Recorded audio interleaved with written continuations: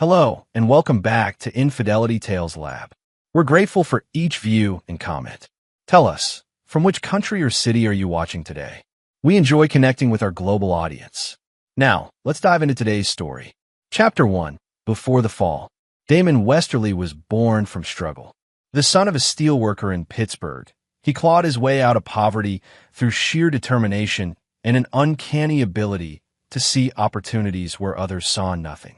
By 45, he had transformed himself into a successful construction company owner with government contracts spanning 3 states.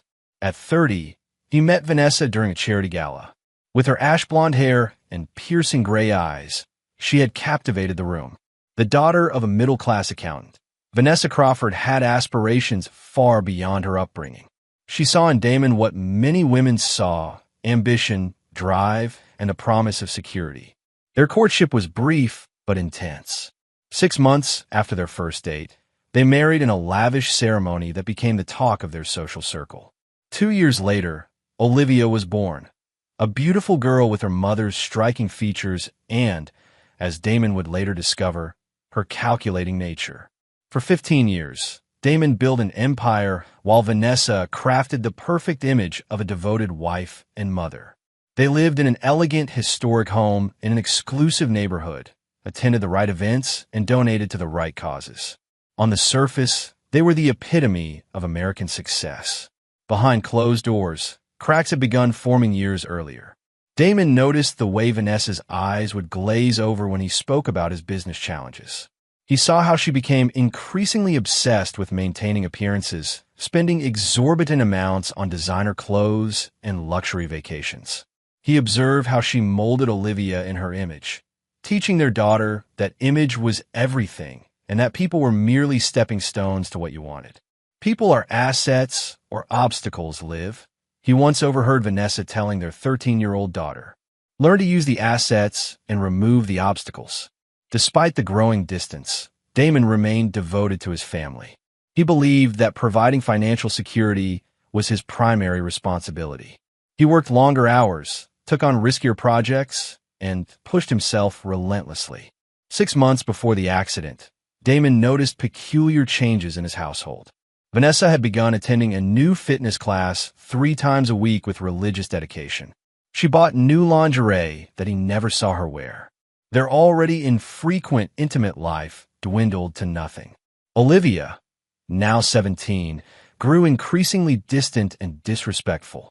Once daddy's little girl, she now regarded him with barely concealed contempt, mimicking her mother's dismissive attitude toward him. "When are you leaving for Chicago?" Vanessa asked one evening, not looking up from her phone. "Tuesday. The lakefront project needs my personal attention," Damon replied, studying his wife's face for any reaction. "How long this time?"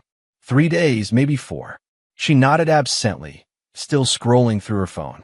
"Olivia, and I might drive up to the lake house while you're gone, for some mother-daughter time." Something in her tone made Damon uneasy. He considered hiring a private investigator, but dismissed the idea. He trusted Vanessa, or at least, he wanted to believe he could. That same night, while searching for a misplaced document, Damon found a crumpled receipt in Vanessa's coat pocket, a weekend stay at a boutique hotel downtown from 3 weeks earlier, when she had supposedly been visiting her sister in Cleveland. The reservation was for 2. 2 days later, he discovered a text message on Olivia's phone that she had inadvertently left on the kitchen counter. "Mom says we need to figure out what to do about Dad. She says Pierce thinks waiting any longer is risky." Damon didn't confront them. Instead, he began quietly investigating. He learned that Pierce Harrington was a private wealth manager at Vanessa's bank, a man 15 years younger than Damon with a reputation for specializing in wealthy female clients. A man who had apparently been managing more than just Vanessa's investment portfolio for the past 8 months. What truly cut Damon was discovering that Olivia not only knew about the affair, but had been actively helping cover for her mother, serving as lookout and alibi.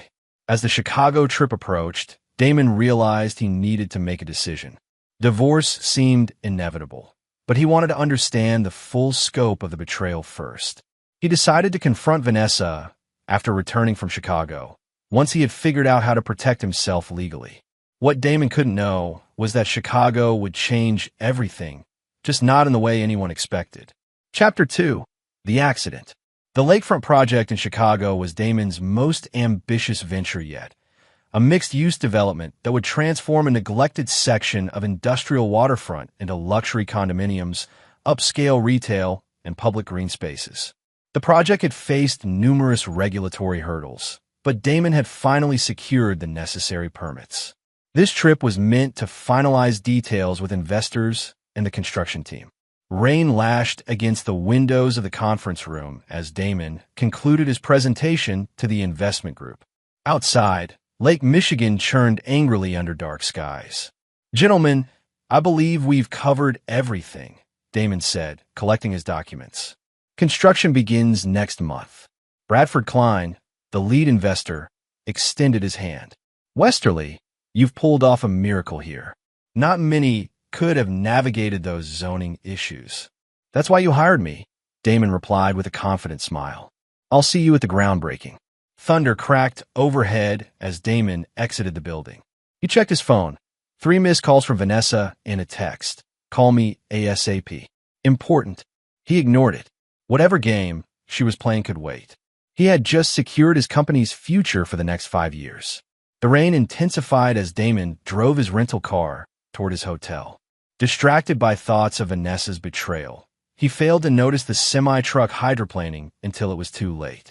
The massive vehicle slammed into the driver's side of his car, sending it spinning across 3 lanes of traffic before crashing into the concrete barrier. Damon remembered fragments, shattering glass, crushing metal, searing pain, then darkness. He woke 3 days later in Northwestern Memorial Hospital. The damage was extensive: a shattered left femur, fractured pelvis, 3 broken ribs, punctured lung, and a concussion. The doctors told him recovery would be long and arduous. Physical therapy might restore most functionality, but he would likely walk with a permanent limp and experience chronic pain.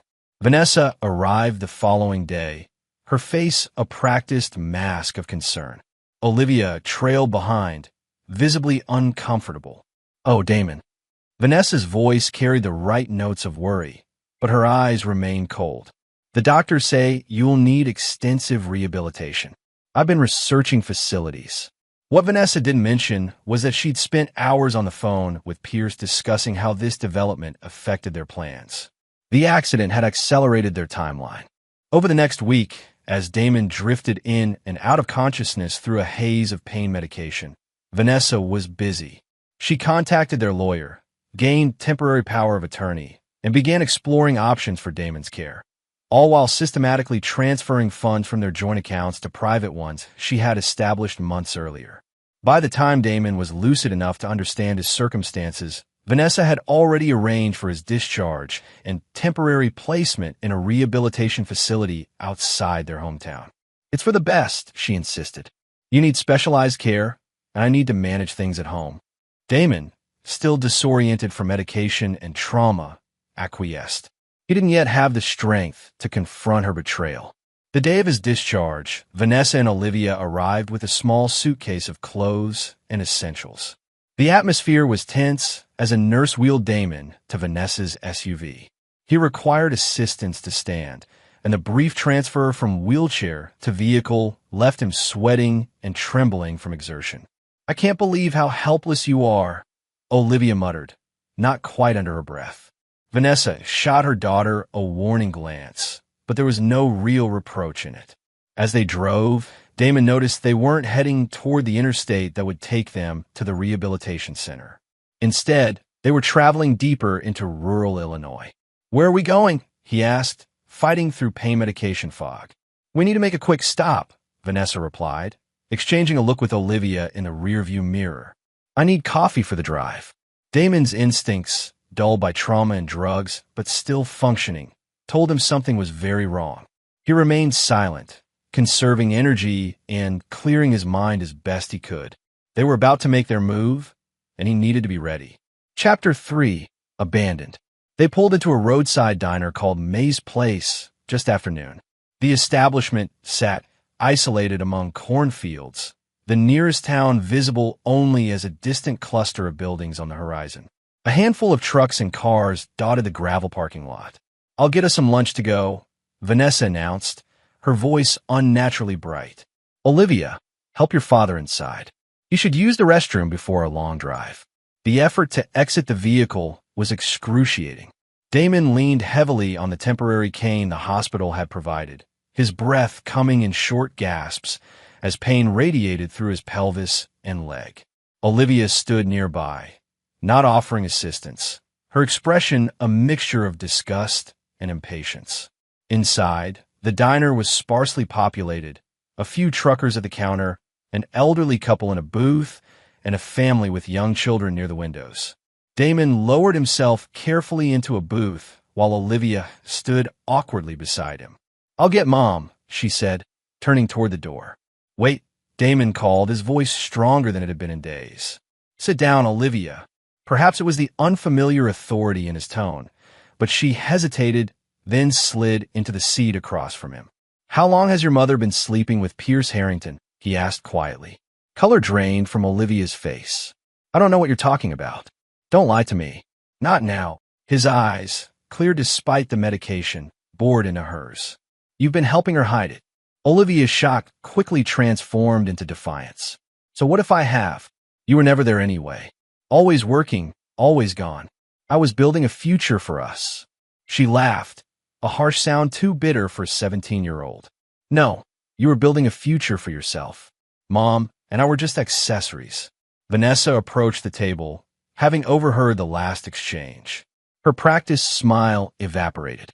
"Well, this is unfortunate timing," she said, placing her purse on the table. "We had planned to have this conversation somewhere more private." "What conversation?" Damon asked, though he already knew. Vanessa slid into the booth beside Olivia, creating a united front against him. "This isn't working, Damon. It hasn't been for years. I met someone who appreciates me, who sees me as more than just the pretty wife at company functions. Pierce Harrington." Damon's voice was flat. Vanessa didn't bother denying it. "Pierce understands me. We connect intellectually, emotionally." She paused physically, "In ways you and I never did. And you decided that while I was recovering from near-fatal injuries was the perfect time to tell me?" "Actually," Vanessa's voice hardened, "we've decided it's over. Pierce and I are starting a new life together. Olivia will be coming with me, of course." "Of course," Damon echoed, a strange calm settling over him. "And what's your plan for me?" Mother and daughter exchanged glances.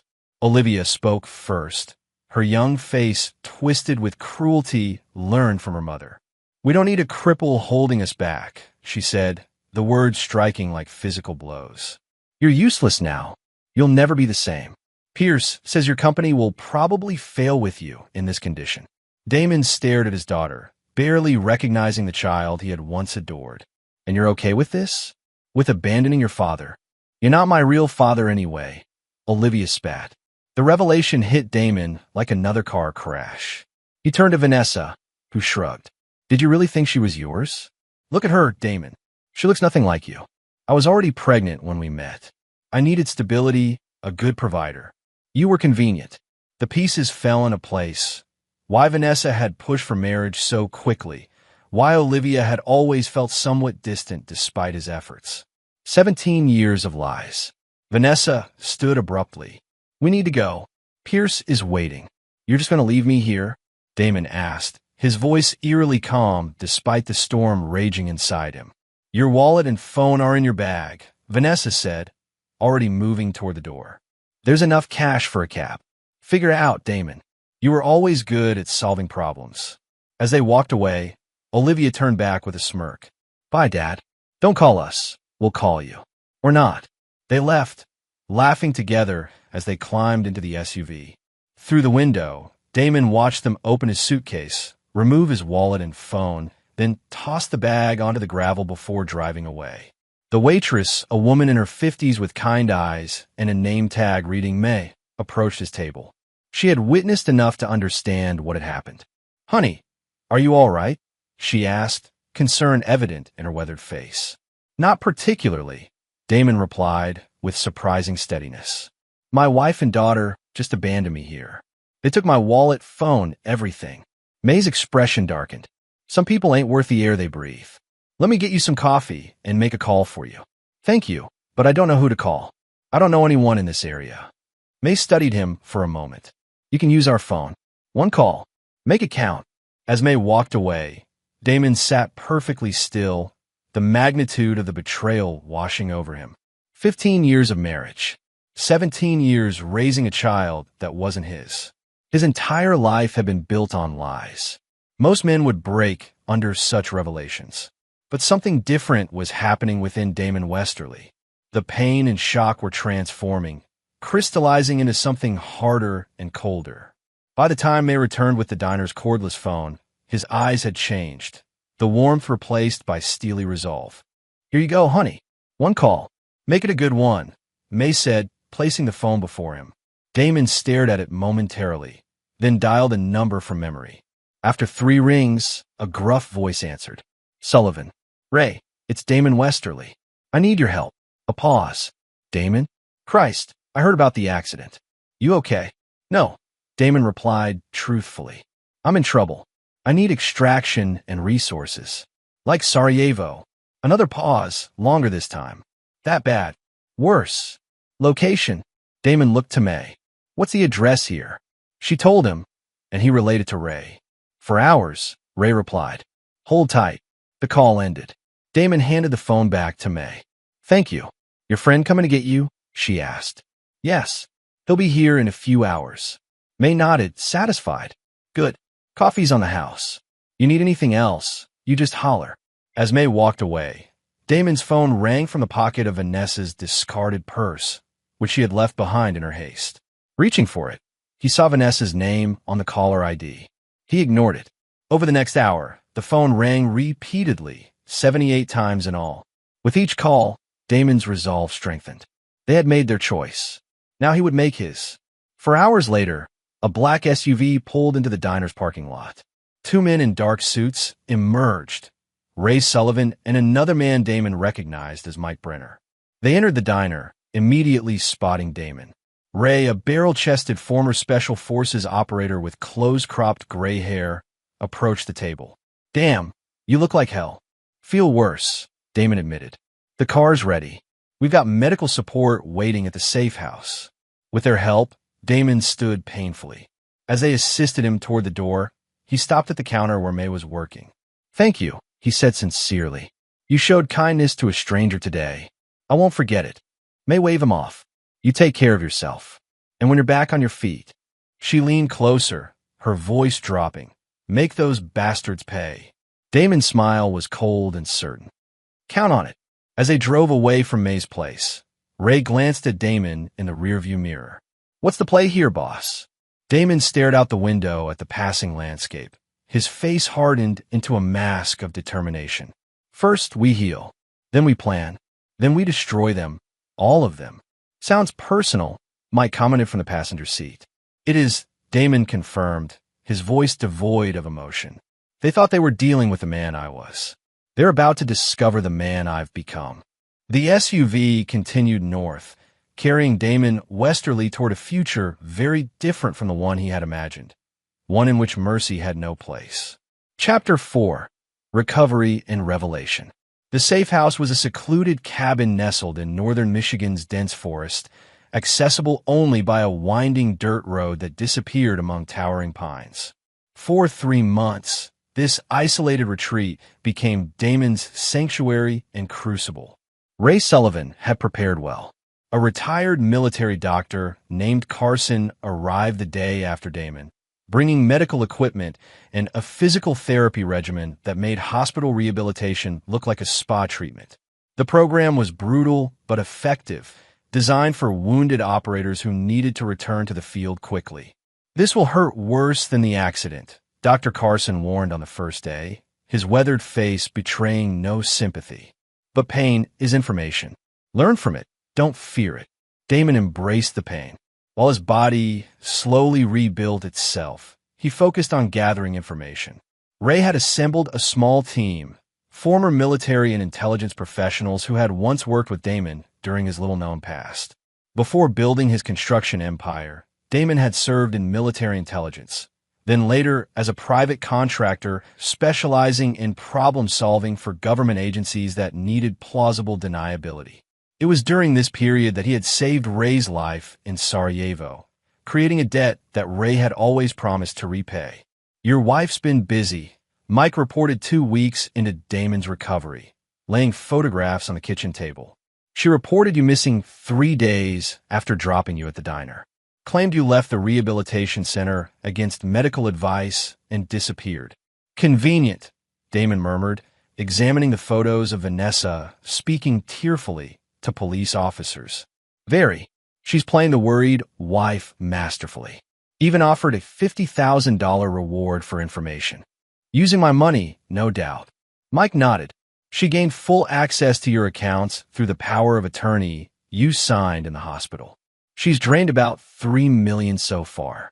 Would have been more, but your business accounts require secondary authorization." "Lloyd wouldn't have signed off on those transfers," Damon said, referring to his longtime CFO and friend. "He knows all financial decisions go through him if I'm incapacitated. Smart precaution. But your wife tried an end run. Claimed Lloyd was obstructing access to needed funds during a family crisis." Mike slid another photo across the table. Pierce Harrington in a restaurant with a man Damon recognized as Judge Wilson from the county court. "They're seeking a court order to remove Lloyd and install Harrington as interim financial advisor to your company." Rage flashed across Damon's face before he controlled it. "Judge Wilson was a guest at my fundraiser last year. He sat at my table, drank my scotch, and promised support for the children's hospital I funded." "Loyalty's cheap these days," Ray commented, entering with coffee mugs. "But we've got more. Tell him about the daughter, Mike." Mike hesitated. "This might be difficult to hear." "I already know she's not mine," Damon said flatly. "What else?" "She's been romantically involved with Harrington's son, Trevor, for at least 6 months. She turned 18 last week and moved into Trevor's apartment the same day." This revelation hit harder than Damon had expected. Despite learning Olivia wasn't his biological daughter, 17 years of raising her had created genuine attachments. The knowledge that she had been part of the conspiracy, sleeping with the son of her mother's lover while helping destroy the man who had raised her, cut deeply. "And there's more," Mike continued reluctantly. "Vanessa is pregnant. For months along, according to medical records we accessed. Harrington's the father." Damon absorbed this final betrayal in silence, his face unreadable. The others exchanged concerned glances, uncertain how he would react. When he finally spoke, his voice was calm, controlled. "Show me everything you have on Harrington. I want to know who he is, who he answers to, every account he manages, every client he serves, every secret he keeps." Over the following weeks, as Damon progressed from Walker to Kane, the team compiled an extensive dossier on Pierce Harrington. The picture that emerged was illuminating. Harrington wasn't merely an ambitious wealth manager.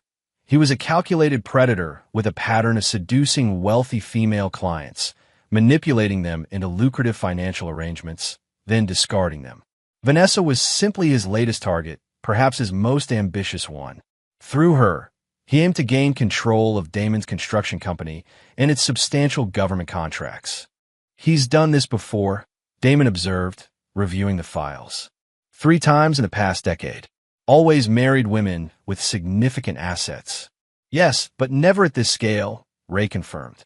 "Your company represents a much bigger prize than his previous conquests."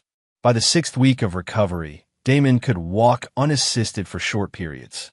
The chronic pain remained, but he had learned to function through it, even use it, the constant reminder of betrayal fueling his resolve. During physical therapy one morning, Dr. Carson observed, "Your recovery rate is remarkable. Most patients with your injuries would still be in a wheelchair." "Most patients aren't motivated by revenge," Damon replied, completing another punishing set of exercises. "Is that what drives you?" "Revenge." Damon considered the question. "Justice," he finally answered. "They decided I was worthless, disposable. They need to understand the consequences of that miscalculation." In the cabin's makeshift command center, the team continued gathering intelligence. They discovered that Harrington had convinced Vanessa to file for divorce, claiming abandonment.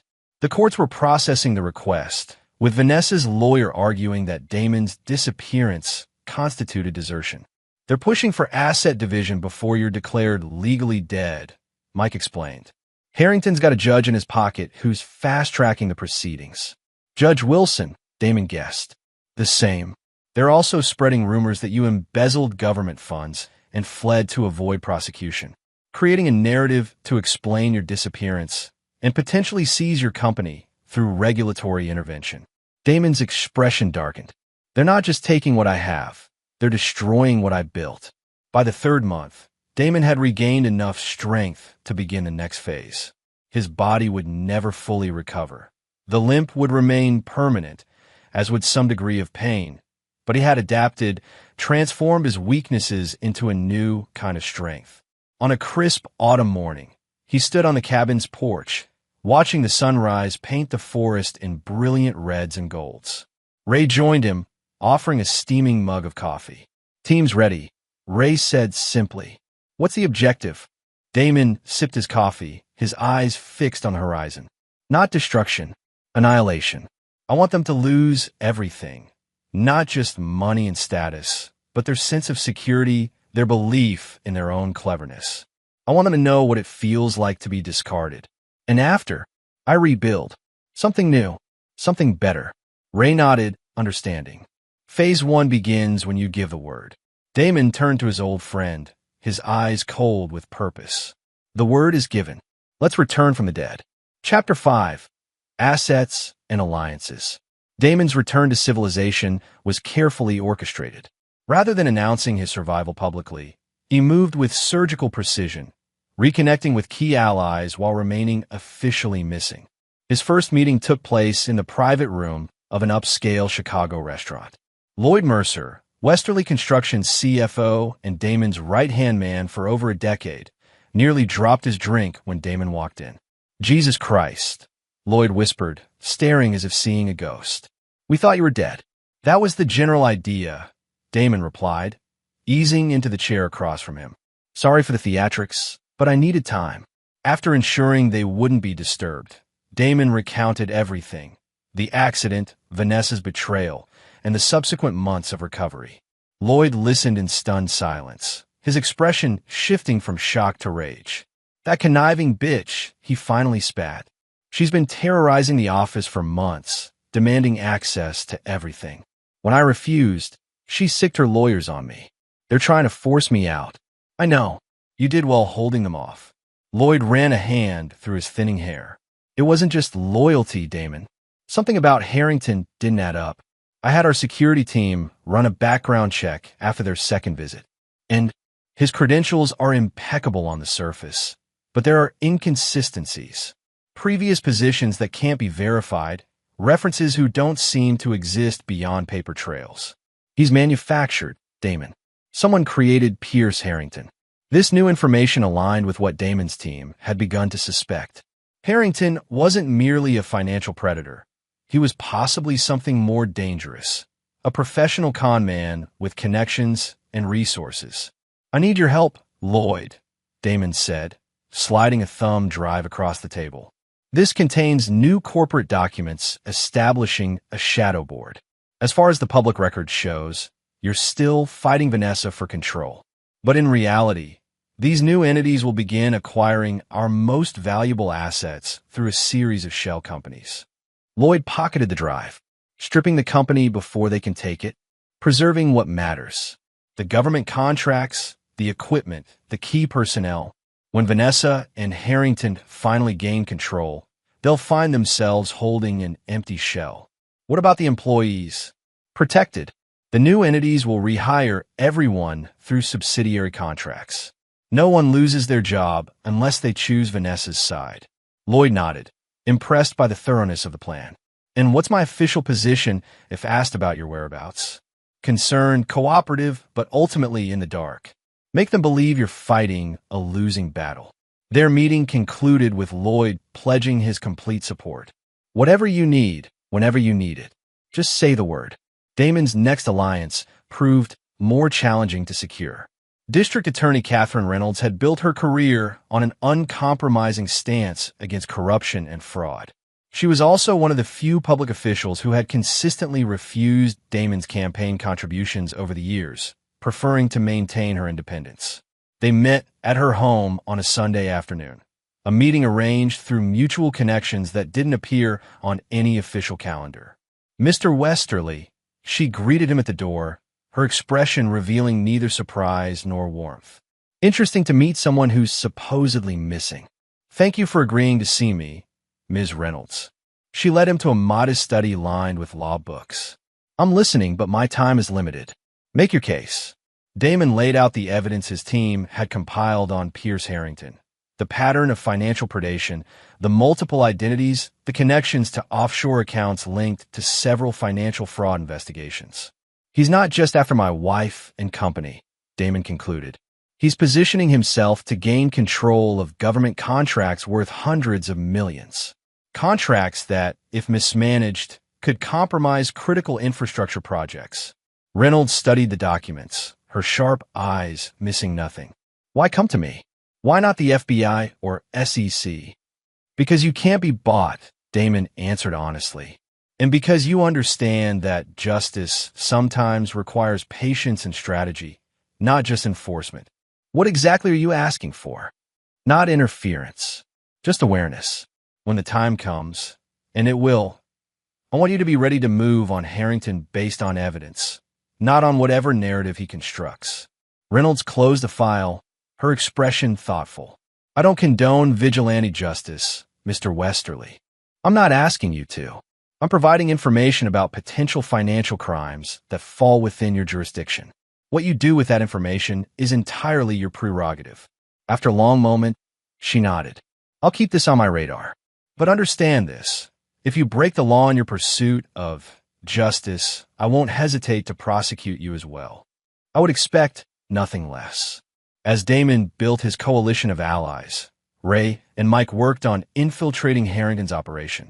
Mike, leveraging his background in corporate espionage, secured a position in the bank's security department. Ray focused on Harrington's personal life, establishing surveillance on his residence, office, and regular haunts. Their efforts yielded valuable intelligence. Harrington maintained a separate apartment where he conducted business away from Vanessa's knowledge. He had regular meetings with men identified as having connections to organized crime in Boston and Philadelphia. Most importantly, they discovered he was preparing to move substantial funds offshore once the court granted him control of Damon's assets. He's planning to gut your company and disappear, Ray reported during their weekly briefing at a secure location. Vanessa's just another mark to him. Once he has what he wants, he'll discard her like the others. Does she suspect anything? Damon asked. No. She's completely committed to the fantasy he's selling. Marriage, family, social prominence. She believes they're building a future together. Damon absorbed this information without visible emotion. And Olivia? Mike hesitated before answering. She's fully integrated into Harrington's world. Trevor has her wrapped around his finger. She's been helping them access your personal files, providing passwords and information about your private accounts. The daughter helping to destroy the father, Damon murmured. How biblical. By the end of the 4th month, Damon had assembled his resources, loyal employees positioned throughout his corporate structure, legal allies prepared to act when needed, and a comprehensive understanding of his opponent's strengths and vulnerabilities. The final piece came from an unexpected source. May, the waitress from the roadside diner, had not forgotten Damon. Through her own initiative, she had gathered information about Vanessa and Harrington's visits to the small town near the diner, a location they apparently used for clandestine meetings before Damon's accident. They came through every few weeks, May explained during a phone call Ray had arranged. Always flashing money around, treating everyone like servants. They didn't realize that in small towns, people notice everything. May had collected statements from hotel staff, restaurant servers, and local shopkeepers, all documenting Vanessa and Harrington's presence and behavior over the previous year. This timeline proved their affair had begun much earlier than Damon had initially believed, strengthening his legal position regarding asset division. Why are you helping me? Damon asked her. Because I recognize the look of someone who's been betrayed by those they trusted most, May answered simply. And because some wrongs need to be righted. With his network established and resources secured, Damon convened his inner circle for the final planning session. In a renovated warehouse that served as their headquarters, he outlined the strategy that would bring down Harrington and Vanessa. "We now know Harrington's real identity," Damon announced, displaying documents on the large screen. Peter Caldwell, born in Newark, convicted of financial fraud in 2010, but released after testifying against his partners. He disappeared afterward, resurfacing 3 years later as Pierce Harrington with documents created by a known identity broker. Lloyd studied the information with growing alarm. He's not just a con man. He's a cooperating witness who violated his agreement with the federal prosecutor. Exactly, which makes him vulnerable in ways he doesn't anticipate. Over the next several hours, they refined the plan, a multi-layered strategy designed to isolate Harrington from his support systems, expose his fraudulent activities, and ultimately force a confrontation in which he would have no choice but to reveal his true nature. As the meeting concluded, Ray asked the question they'd all been considering. What about Vanessa and Olivia? How far are we taking this? Damon's expression remained impassive. They made their choice when they left me at that diner. They'll experience the full consequences of that decision. No one questioned further. The lines had been drawn, the plans set in motion. Phase 1 was complete. Damon had risen from the ashes of his former life and assembled the weapons needed for his counterattack. Now it was time to spring the trap. Chapter 6, The Gambit. On a crisp December morning, exactly 6 months after being abandoned at May's place, Damon Westerly officially returned from the dead. His reappearance was strategically orchestrated for maximum impact. The quarterly board meeting of Westerly Construction was underway in the company's gleaming downtown headquarters. Vanessa, now acting as Damon's proxy through her power of attorney, sat at the head of the conference table. Pierce Harrington occupied the chair to her right, acting as her financial advisor. They were presenting their vision for the company's future, a restructuring plan that would effectively dismantle its most valuable divisions while creating new executive positions with extraordinary compensation packages. Lloyd Mercer sat stone-faced as Vanessa detailed how the company would honor Damon's legacy while pivoting toward more innovative business models, euphemisms for the systematic looting they had planned. Before we vote on these proposals, Lloyd interjected when she finally paused, "I believe we should address the elephant in the room." "What elephant?" Vanessa asked, irritation flashing across her carefully made-up face. "The question of leadership succession in light of recent developments." Harrington leaned forward. "Mr. Mercer, we've been patient with your obstructionism, but the court has been clear. In her husband's absence, Mrs. Westerly has full legal authority to direct this company as she sees fit." "Fascinating perspective," a new voice commented from the doorway. "I'd be interested to hear more about my wife's vision for my company." The room fell silent as Damon entered, leaning slightly on an elegant black cane. He was thinner than before the accident, his face more angular, but he moved with deliberate confidence. The expensive suit couldn't quite conceal the physical changes wrought by his ordeal, but they somehow enhanced rather than diminished his presence. Vanessa's face drained of color. "Damon? How? Where have you been?" "Recovering. Thinking. Planning." He smiled without warmth. "Please, don't let me interrupt. You were explaining how you plan to honor my legacy while dismantling everything I've built." Harrington recovered first, rising to his feet with practiced charm. "Damon, this is a tremendous relief. We've been desperately searching for you, worried sick. Spare me the performance, Mr. Harrington. Or should I call you Caldwell?" Peter Caldwell, federal informant, convicted fraudster. The name hit Harrington like a physical blow. He sank back in his chair, eyes darting toward the exits. Damon addressed the stunned board members. "Ladies and gentlemen, I apologize for my prolonged absence. As you can see, my recovery from the accident has been challenging. During this time, certain parties have attempted to use my temporary incapacitation for their personal gain." He activated the room's projection system with a remote, displaying documentation of Harrington's true identity and criminal history. This man is not a legitimate financial advisor. He is a convicted felon operating under a false identity, in violation of his federal cooperation agreement. He has systematically targeted wealthy women, including my wife, as part of an ongoing criminal enterprise. Vanessa found her voice, though it trembled slightly. These are ridiculous accusations. Pierce has been my rock during this terrible time. We've been trying to find you for months. Have you? Damon's voice was dangerously soft. 78 calls to my phone the day you left me at that diner. 78 increasingly desperate attempts to reach me after you realized what I'd done. Confusion crossed Vanessa's face. What are you talking about? What diner? Damon continued as if she hadn't spoken. You left so quickly you forgot your purse. The one containing the offshore account information. The one with the handwritten note from Judge Wilson assuring you he would fast-track the divorce and asset division. Understanding dawned on Vanessa's face, followed quickly by calculation. She straightened in her chair, switching tactics. Damon, you're not well. The accident, the trauma, you're confused. We should discuss this privately, as a family. Family? Damon's laugh held no humor. Like the family that called me a useless cripple?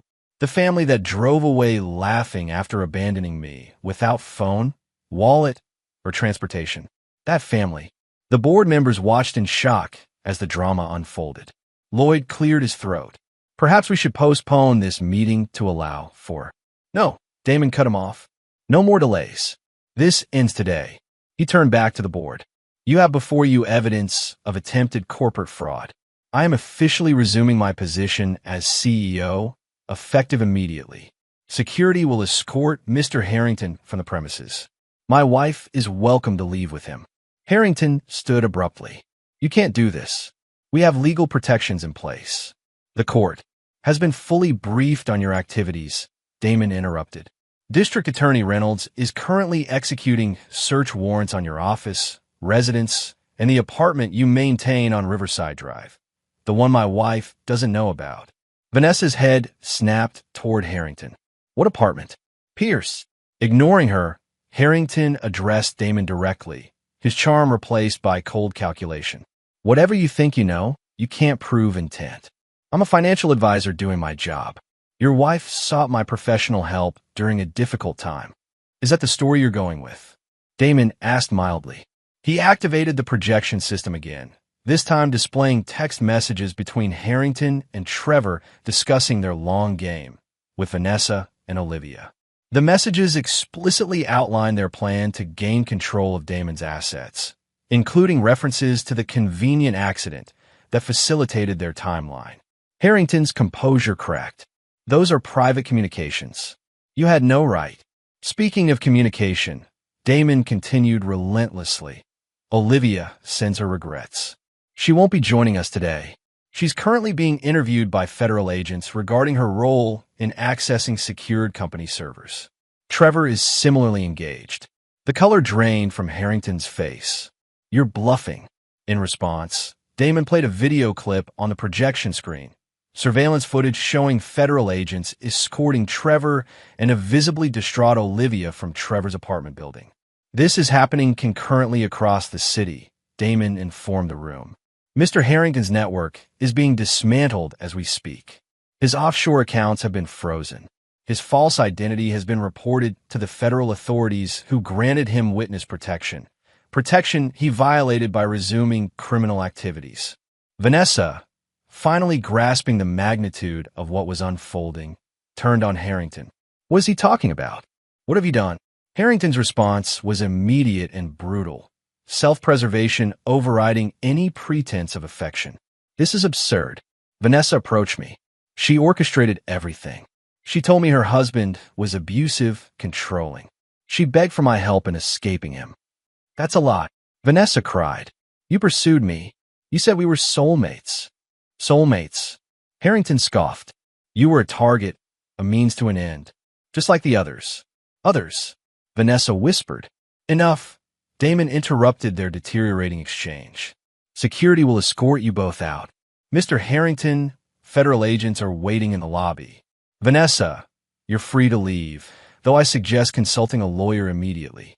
The divorce proceedings you initiated will continue, though perhaps not on the terms you anticipated.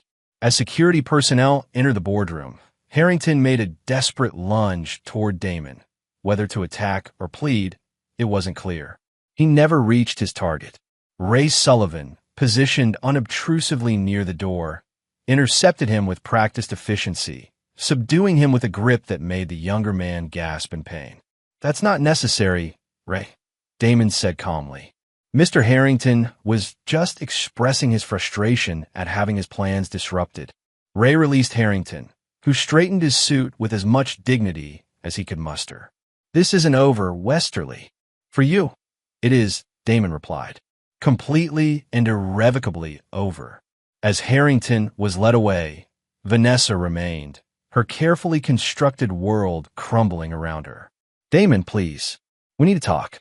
This pregnancy is not my concern," Damon finished for her. "You made your choice, Vanessa. Now you'll live with it. You can't just throw away 15 years of marriage." "I didn't," Damon replied, his voice devoid of emotion. "You did." At a roadside diner in Illinois, security approached to escort her out. Before leaving, she made one last desperate appeal. "What about Olivia? Whatever you think of me, she's still your daughter." "No," Damon said quietly. "She never was." After they were gone, Damon addressed the stunned board members. "I apologize for the drama. It was necessary to resolve this situation decisively. Now, shall we return to the actual business of this company?" For the next 2 hours, Damon methodically outlined his vision for Westerly Construction's future, the legitimate restructuring needed after his absence, the new projects on the horizon, the leadership changes that would strengthen rather than weaken the organization. The board, still reeling from the morning's events, unanimously approved his proposals. As the meeting concluded, Lloyd approached Damon privately. "That was quite a return. Theatrical, I know, but necessary. What happens now?" "With Vanessa, Harrington, all of it." Damon's expression revealed nothing. Phase 1 is complete. Harrington is exposed, his operation compromised. Vanessa is isolated from her support system. Phase 2 begins tomorrow, which is the systematic dismantling of everything they value, starting with their freedom. As Damon left the boardroom, leaning slightly on his cane, the remaining executives exchanged uneasy glances. The man who had returned was not the same one who had left. Something fundamental had changed in Damon Westerly. Something cold and implacable that recognized no limits and offered no mercy. The reckoning had only just begun. Chapter 7. Checkmate. 3 days after Damon's dramatic return, Pierce Harrington sat in an interrogation room at the federal building, his designer suit replaced by prison orange, his confident demeanor eroded by 72 hours of questioning and isolation.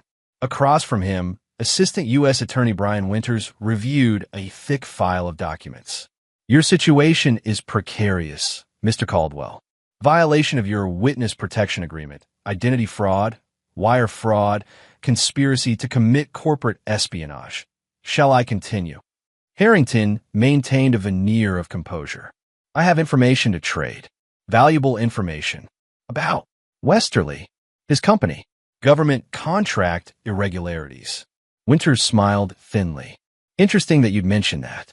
We've thoroughly investigated Westerly Construction over the past several months. Know what we found? Impeccable records.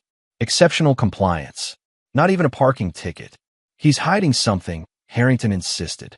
"Everyone is. Not everyone systematically targets wealthy women and attempts to seize their assets." Winters closed the file. "Your previous cooperation agreement is void. We're proceeding with all charges, including the original ones that were suspended during your cooperation." "Wait." Harrington leaned forward desperately. "What if I could give you someone else? Someone bigger?" "I'm listening." "Bradley Summers." The name hung in the air between them.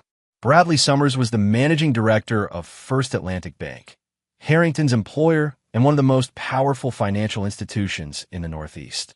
What about him? He knew everything, approved everything. The targeting of wealthy clients, the manipulation of their assets, all of it. It was his program. I was just implementing it. Winters studied Harrington carefully. You're claiming that a systematic predatory scheme targeting wealthy women was officially sanctioned by First Atlantic Bank. Not officially.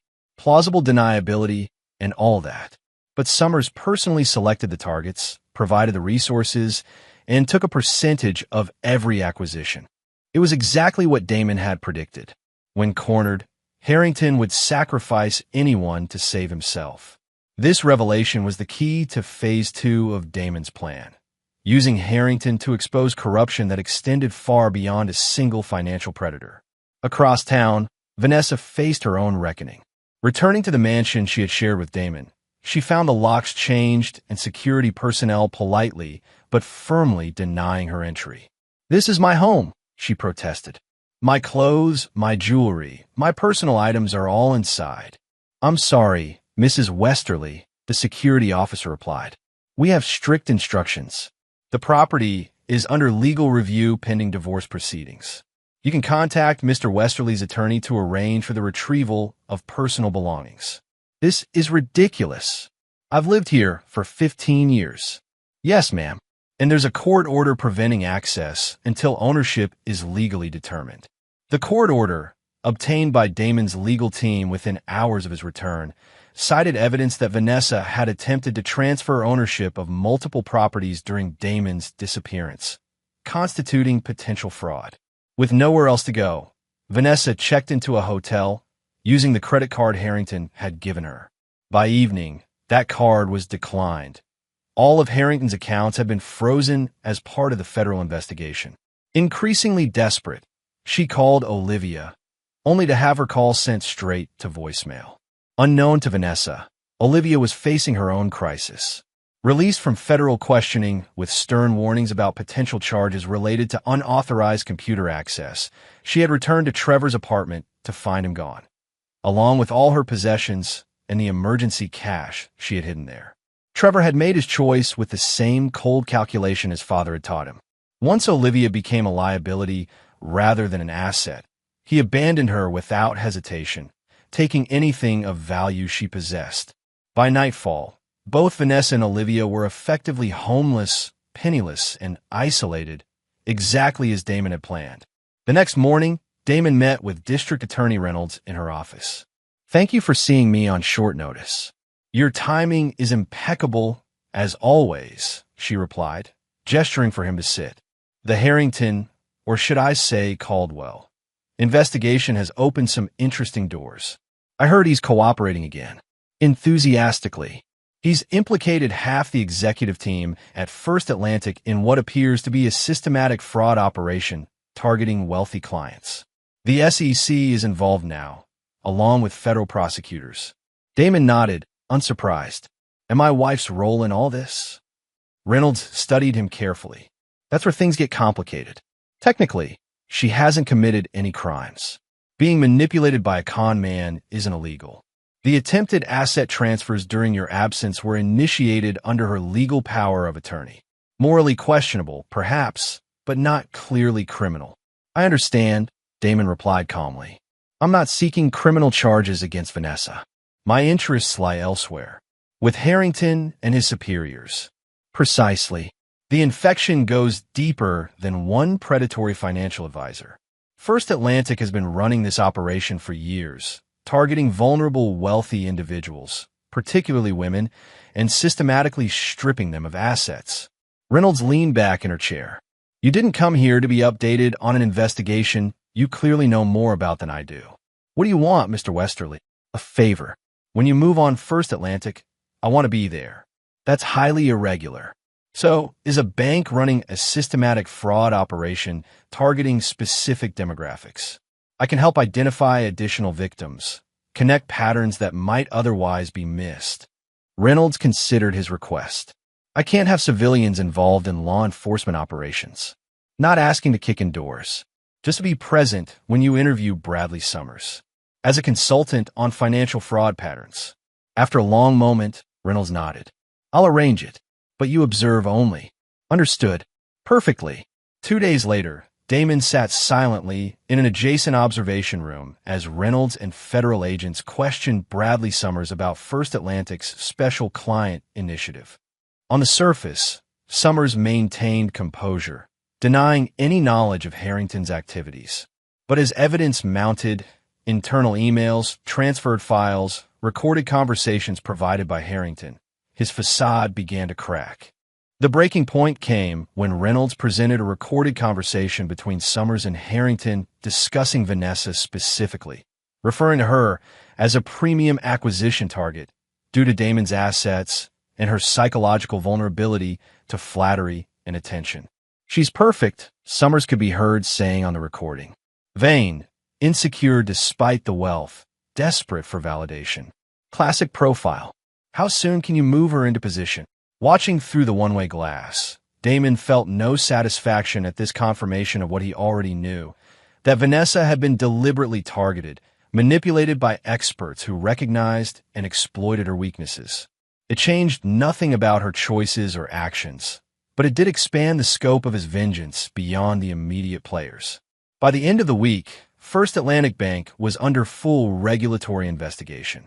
11 executives, including Summers, faced criminal charges. The bank's stock plummeted as news of the scandal broke, triggering a financial crisis that rippled through related institutions. Damon watched it unfold from his office, where Lloyd had just delivered the latest update. First Atlantic's collapse is triggering regulatory reviews at 3 other major banks, Lloyd reported.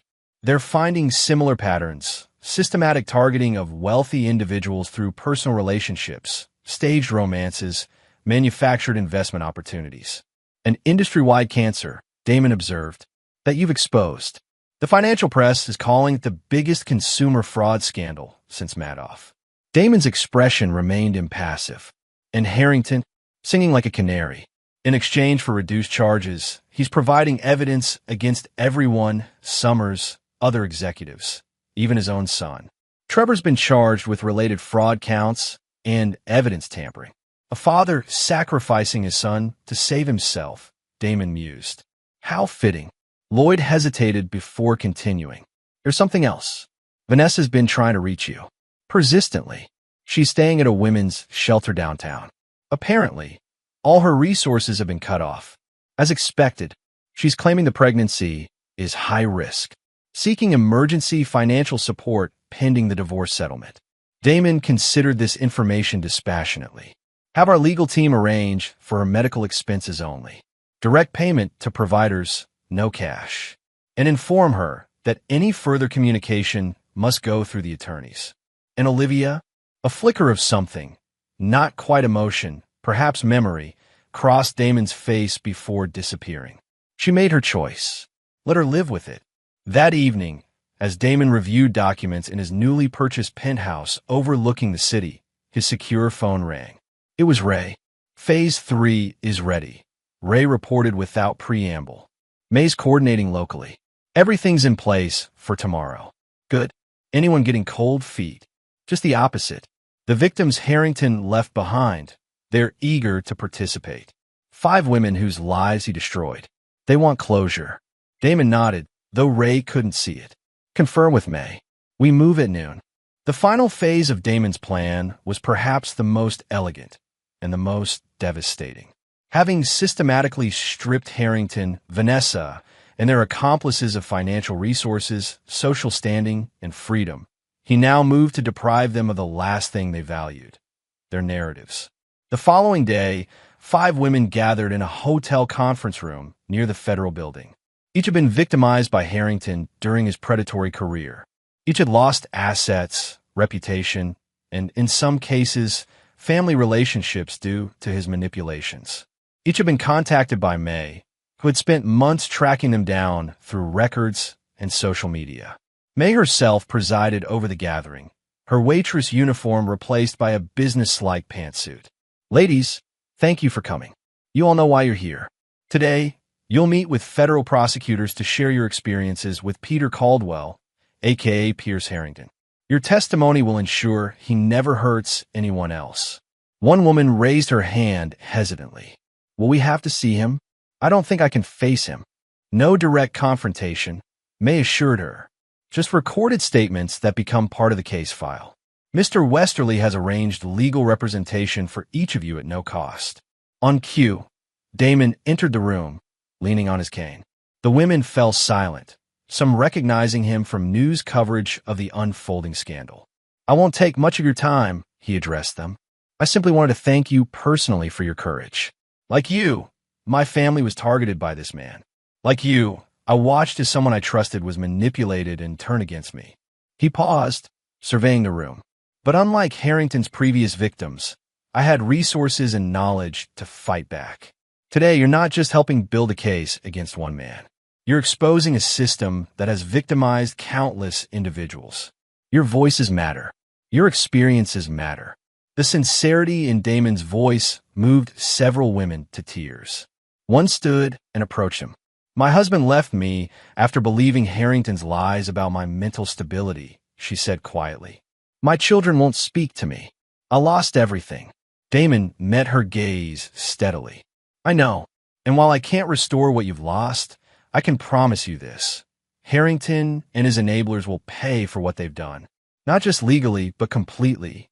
They will understand what it means to lose everything they value." As the women prepare to give their statements, Damon left the hotel, his part in this phase complete. The victim testimonies would ensure maximum sentences for Harrington and his superiors. More importantly, they would forever define him as a predator in the public record. No future reinvention, no second chances. Back in his office, Damon received regular updates as events unfolded. Harrington's cooperation agreement collapsed when prosecutors discovered he was still withholding information. Trevor, following his father's example, attempted to trade information for leniency, further implicating both Harrington and Summers in additional schemes. The final piece fell into place when Vanessa, desperate and isolated, approached prosecutors offering to testify about conversations she had overheard between Harrington and his associates. Her statement, while limited in scope, provided collaborative evidence for specific fraud charges. By day's end, the case against First Atlantic's leadership was solidified.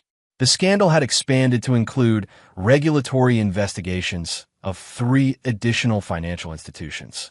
And Damon Westerly, once left for dead at a roadside diner, had orchestrated one of the most comprehensive takedowns in financial history. That evening, he sat alone in his penthouse, watching the city lights below. The phone call he had been expecting finally came.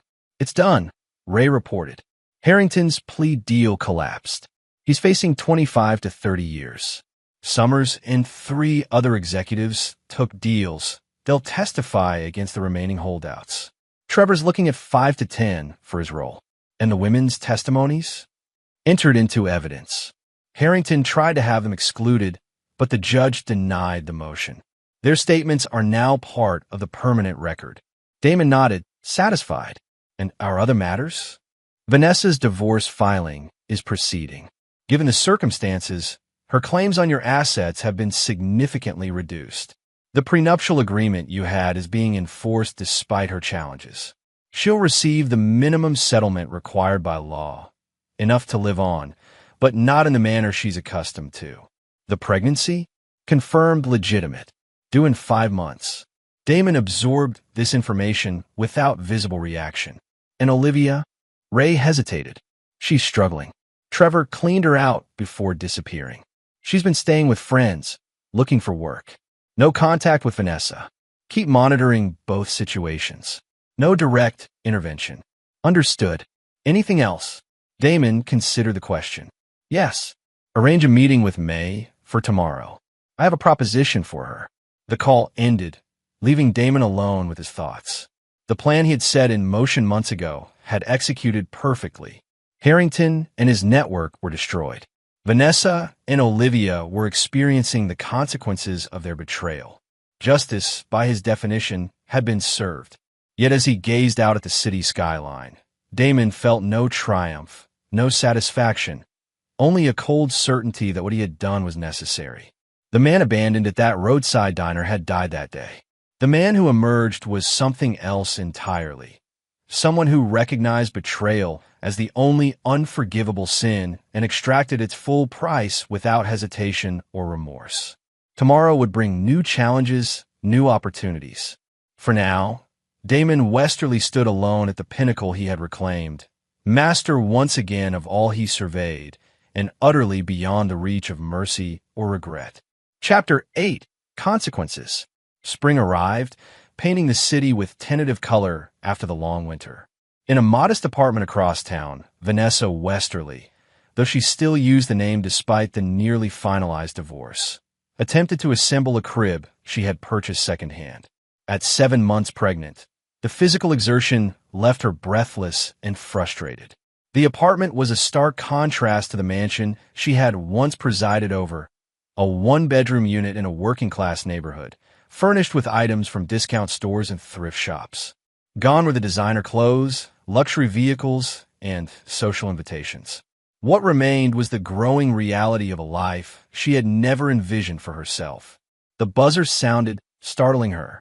Through the intercom, she heard a familiar voice. "It's Olivia. Can I come up?" Vanessa buzzed her in, hastily attempting to make the apartment more presentable.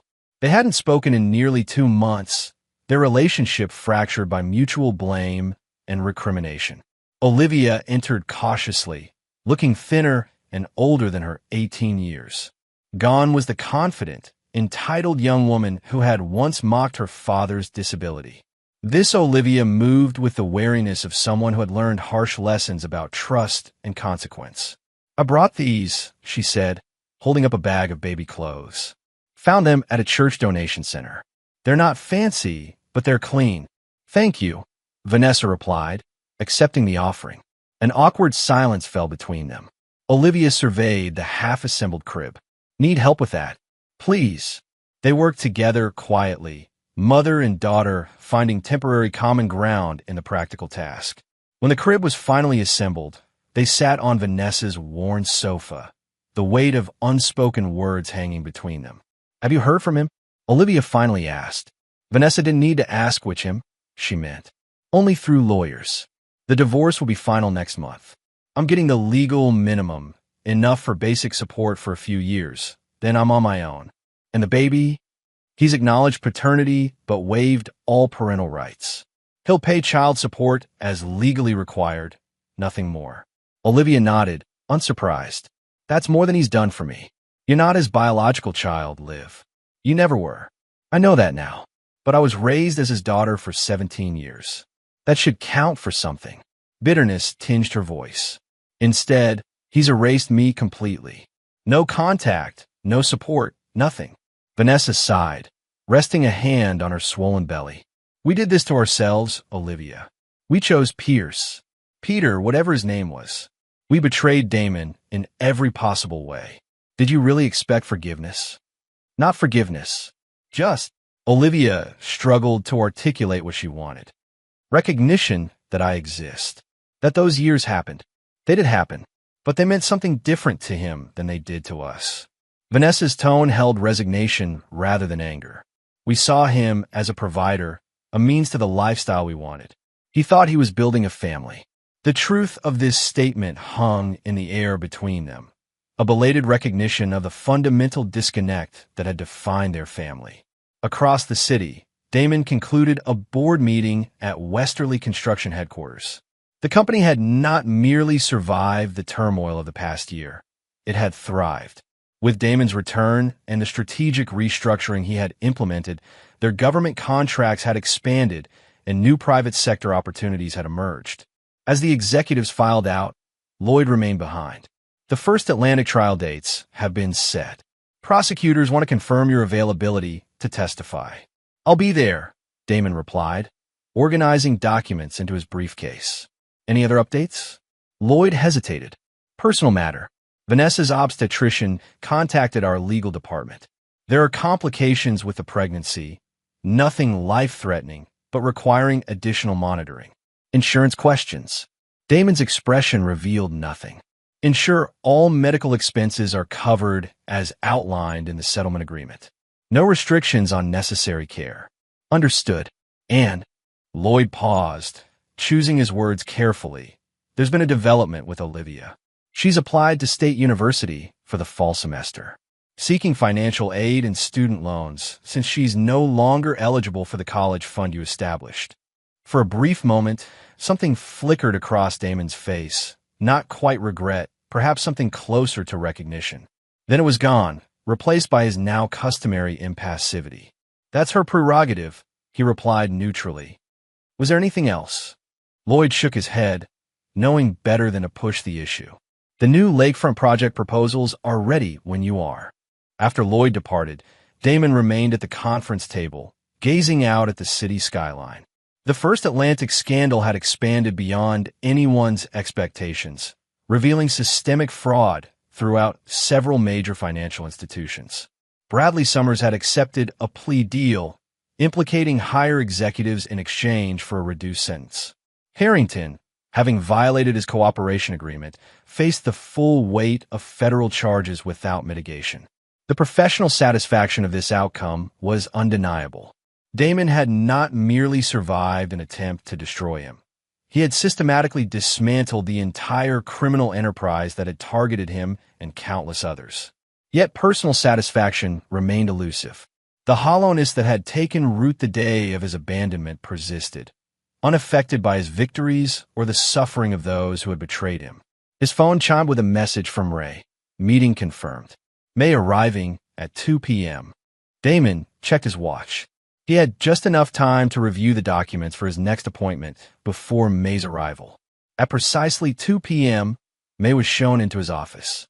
She had transformed significantly since their first encounter at the roadside diner.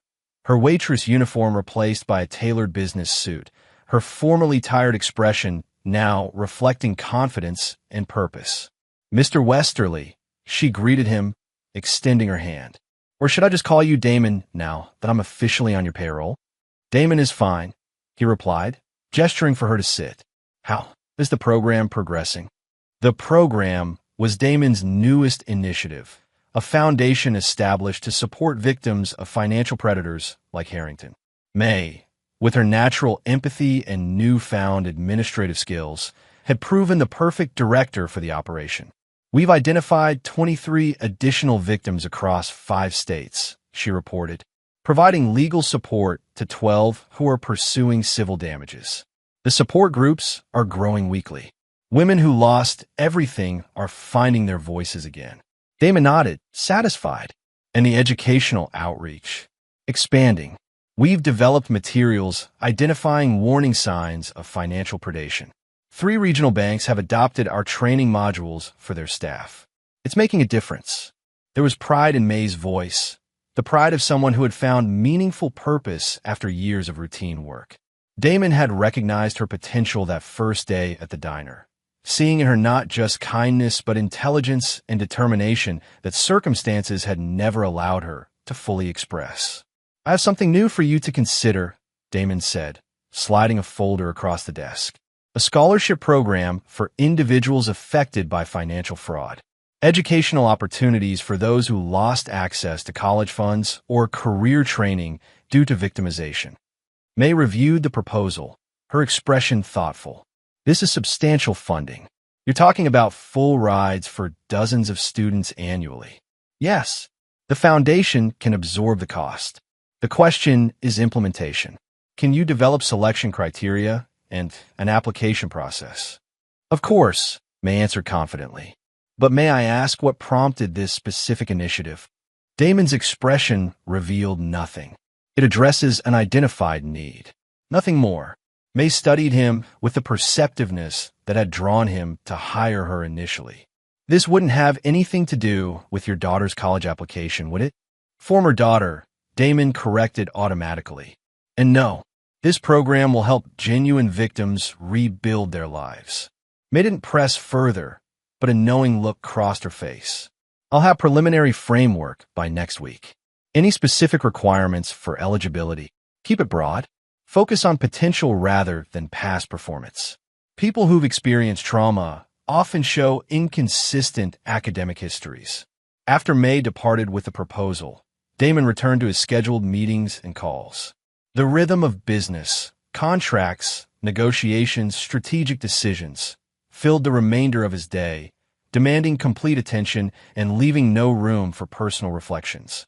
Evening found him alone in his penthouse, reviewing final documents for an upcoming project. A glass of whiskey sat untouched at his elbow, a habit from his former life that now held little appeal. The intercom announced an unexpected visitor, Ray Sullivan.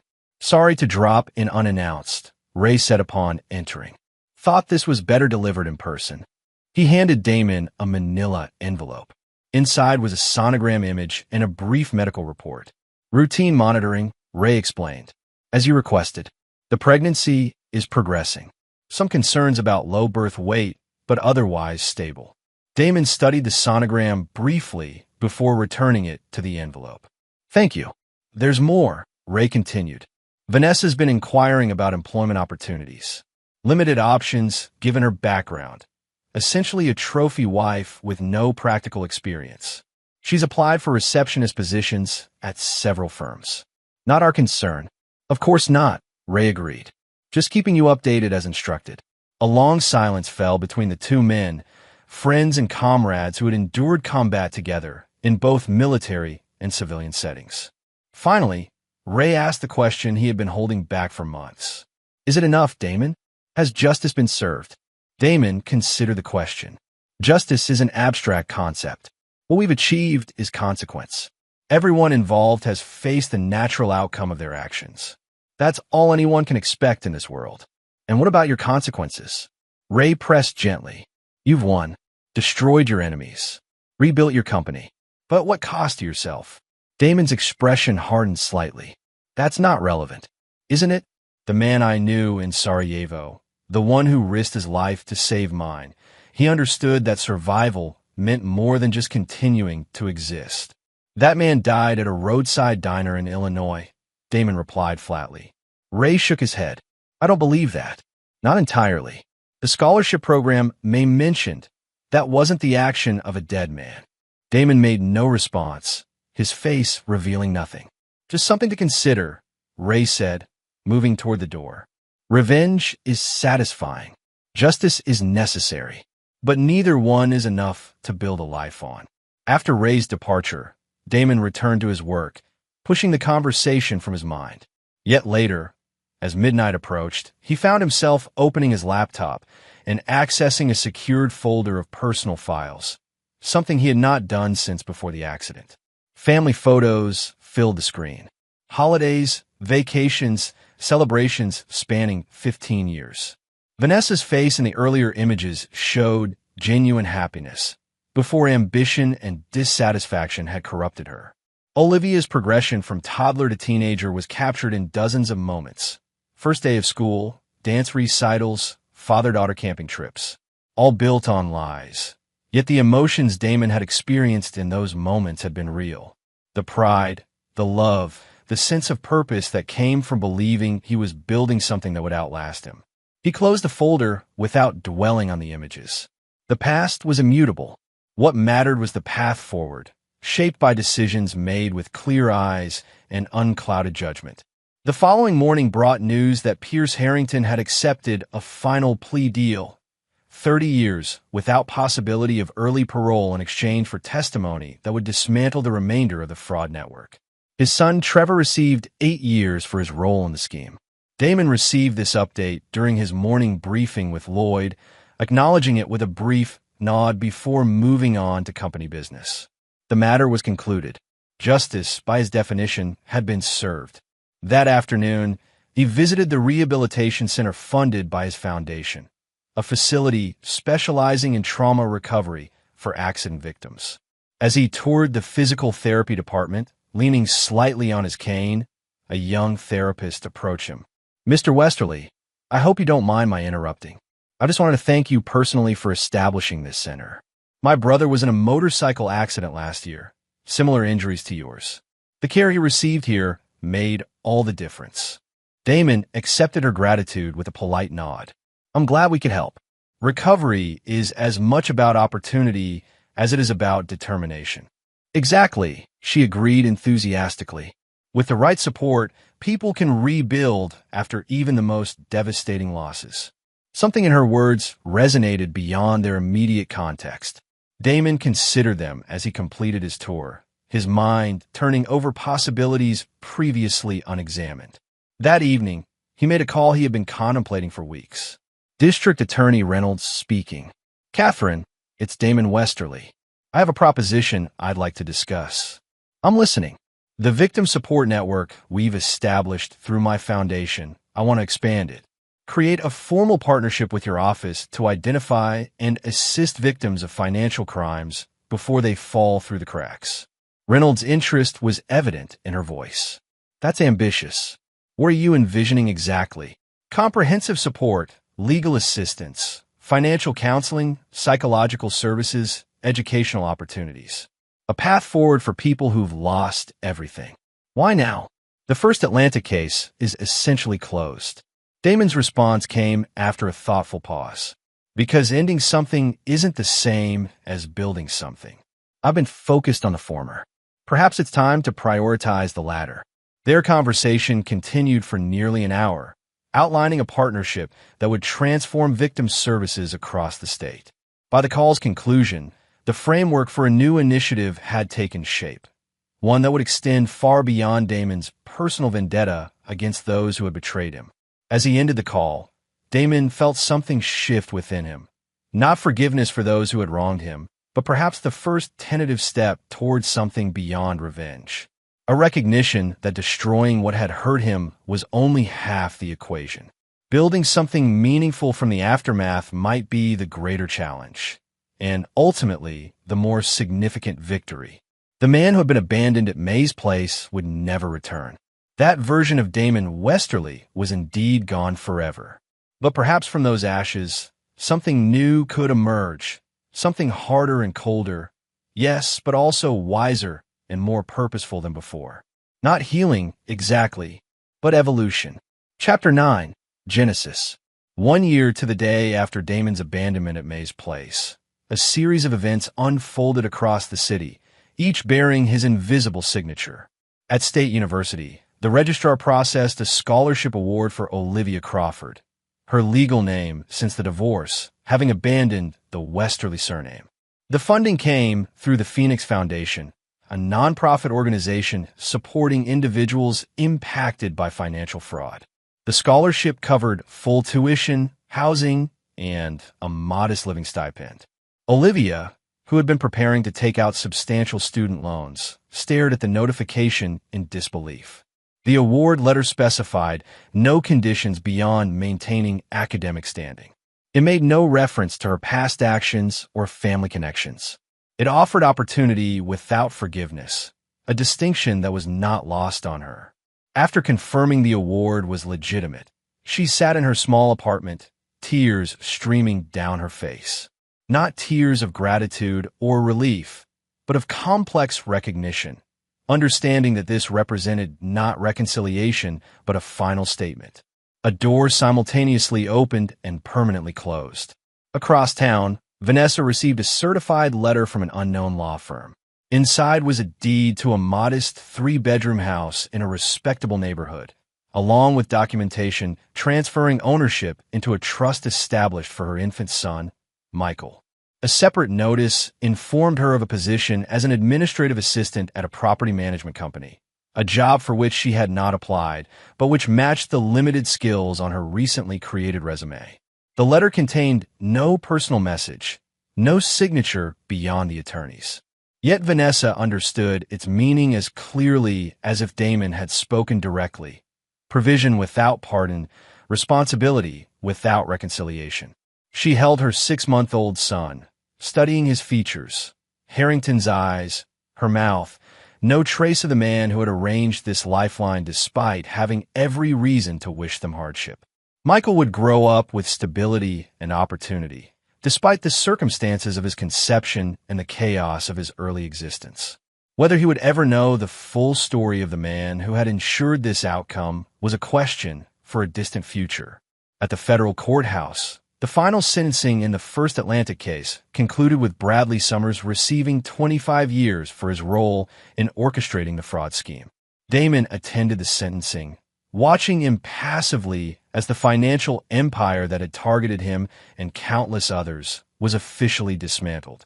District Attorney Reynolds joined him as he exited the courthouse. "Congratulations. Your testimony was instrumental in securing these convictions." The victims' testimonies were what mattered. Damon corrected her. My role was secondary. Either way, it's over. Justice served. Damon nodded, though his expression suggested more complex thoughts.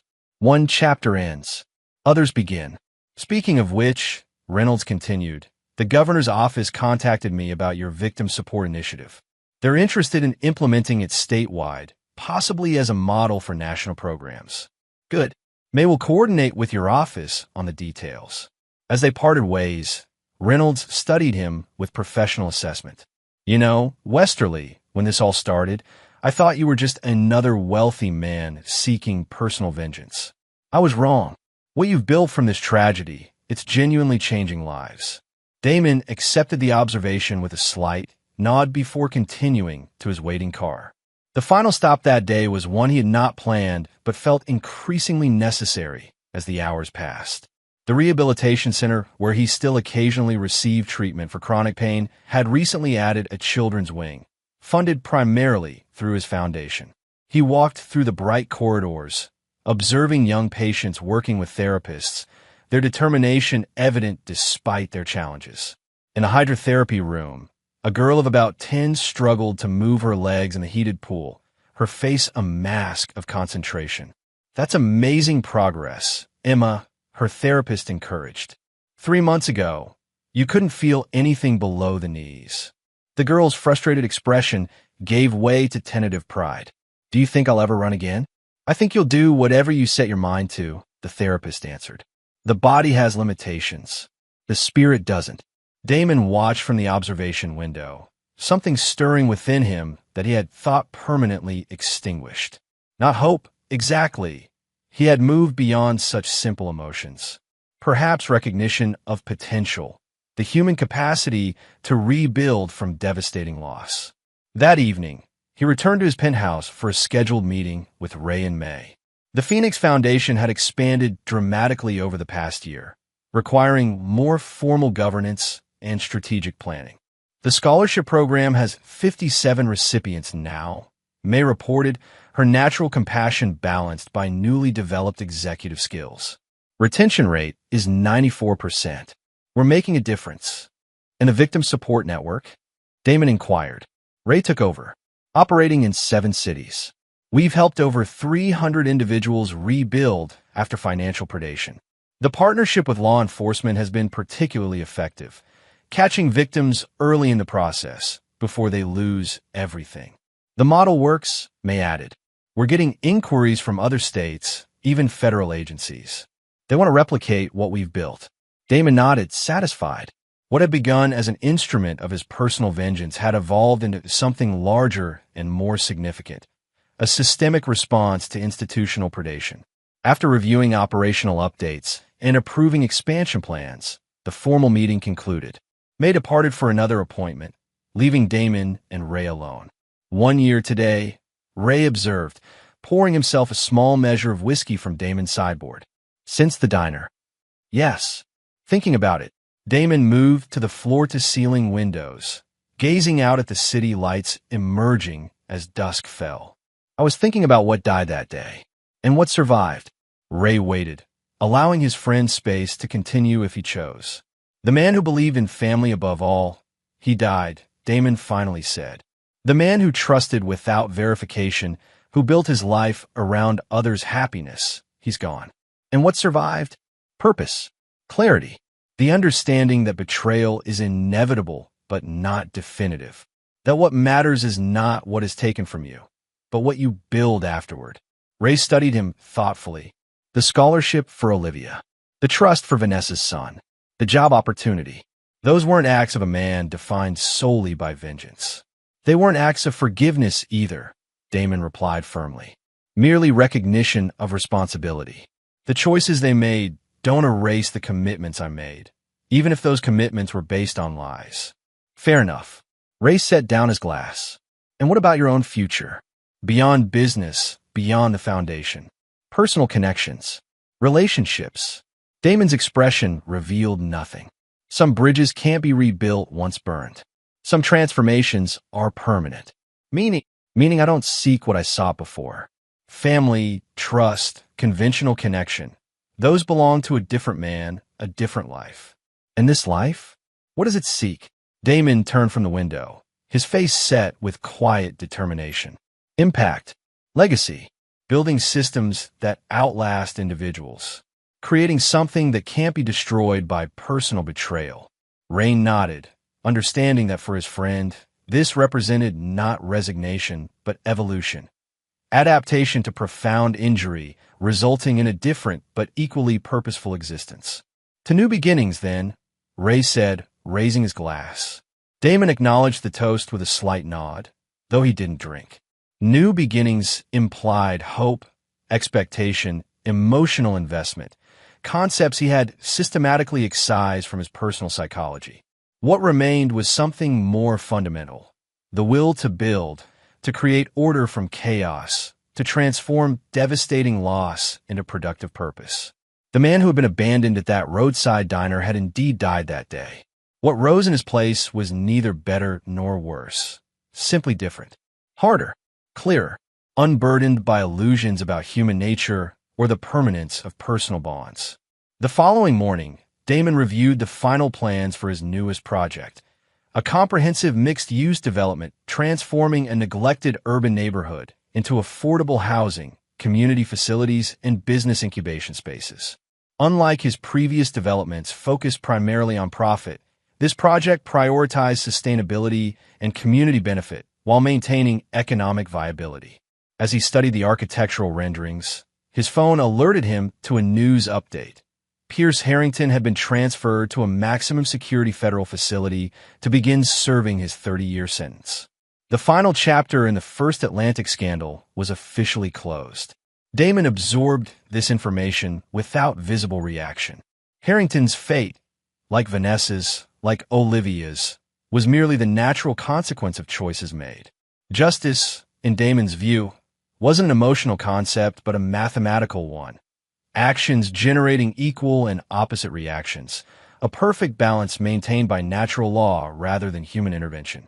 Later that day, he visited May's place, the roadside diner where everything had changed a year earlier. He had purchased the establishment 6 months ago, renovating it while maintaining its character and retaining the original staff. Though May herself had moved on to her executive role at the foundation, her name remained, honoring the woman whose simple kindness had marked the beginning of Damon's transformation. The lunch crowd was steady, a mix of truckers, local workers, and travelers passing through. Damon took a seat at the counter, ordering coffee from a young waitress who didn't recognize him as the owner. As he sipped the strong black coffee, his gaze fell on the booth where Vanessa and Olivia had delivered their final cruelties before abandoning him. The memory held no pain now, merely historical significance, like visiting the site of an ancient battle long since concluded. The diner's manager, recognizing Damon, approached with respectful deference. "Mr. Westerly, we weren't expecting you today. Is everything satisfactory?" "Everything's fine, Tom. Just passing through." "Anniversary of sorts, isn't it?" the manager asked cautiously, aware of the diner's significance in his employer's history. Damon nodded slightly. "Something like that." After finishing his coffee, Damon left a generous tip and walked to his car. Before departing, he stood for a moment, gazing at the unremarkable building that had become the fulcrum of his existence, the place where one life had ended and another begun. The man who drove away from May's place that day bore little resemblance to either the successful businessman who had built an empire on trust and connection, or the broken, betrayed husband abandoned by those he loved most. What remained was something forged in that crucible of betrayal, harder, colder, more purposeful. Not healed, transformed. As he merged onto the highway, Damon felt neither triumph nor regret for the path he had chosen. The destruction of those who had betrayed him had been necessary, but ultimately secondary to what came after, the creation of something new from the wreckage of what was lost. His phone rang through the car system, Lloyd calling with updates on the new development project. Damon answered, his voice steady and certain as he discussed next steps, future plans, the continuing work of building something that would outlast personal trauma and betrayal. The road stretched before him, leading not back toward what was lost, but forward into what could yet be created. Not a journey of recovery or redemption, but of genesis, the emergence of something entirely new from the ashes of what came before. A man who never forgave, a man who never forgot, a man who refused to be defined by what was taken from him, choosing instead to be measured by what he built in its aftermath.